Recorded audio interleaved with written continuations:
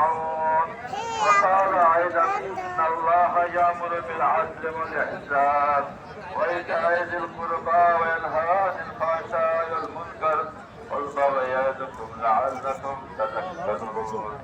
وفي شان عيد الفطر وآدابها عادة وكثيرة وما يتذكر بها إلا المتقون.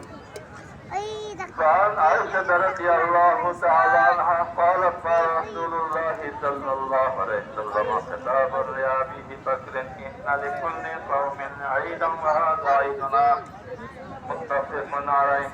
وعن جابر رضي الله تعالى عنه قال النبي صلى الله عليه وسلم يوم عيد خالفا خلاف الصغير رواه البخاري.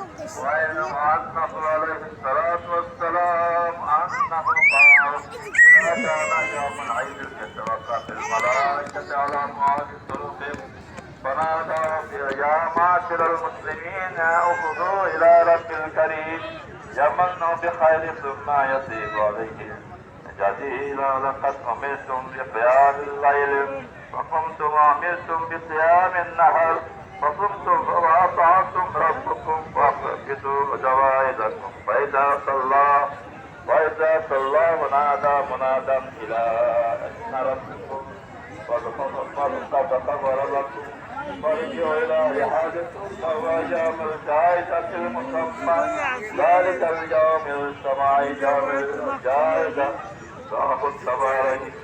الله أكبر الله أكبر لا إله إلا الله الله أكبر لله الحمد. وعن ابن عباس رضي الله تعالى عنه قال فرض رسول الله صلى الله عليه وسلم زكاة الفطر سحرة للصيام من الأصل صفات وطعمة للمساكين من أتاها قبل الصلاة فهي زكاة مقبولة ومن أتاها بعد الصلاة فهي صدقة من الصدقات رواه أبو داود.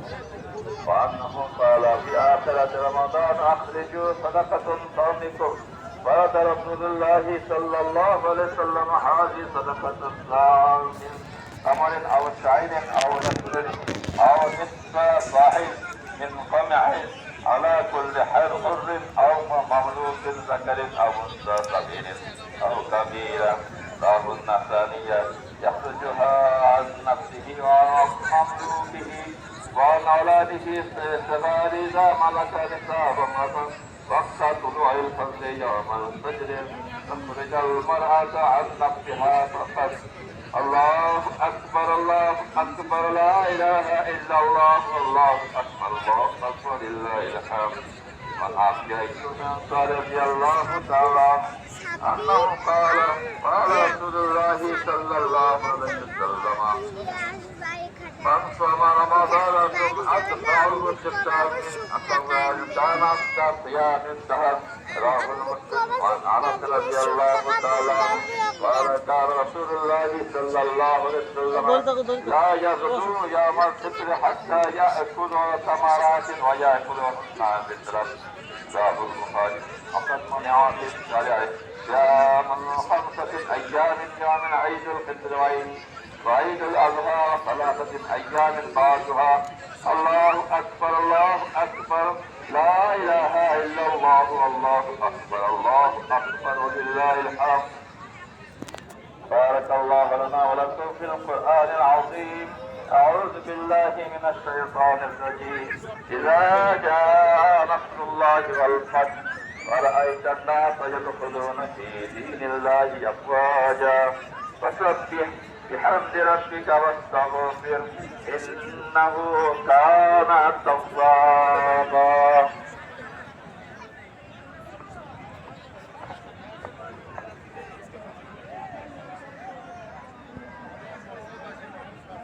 الحمد لله حمدا كثيرا وسبحه بكرة وأصيلا ونشهد أن لا إله إلا الله ونشهد أن محمدا عبده ورسوله.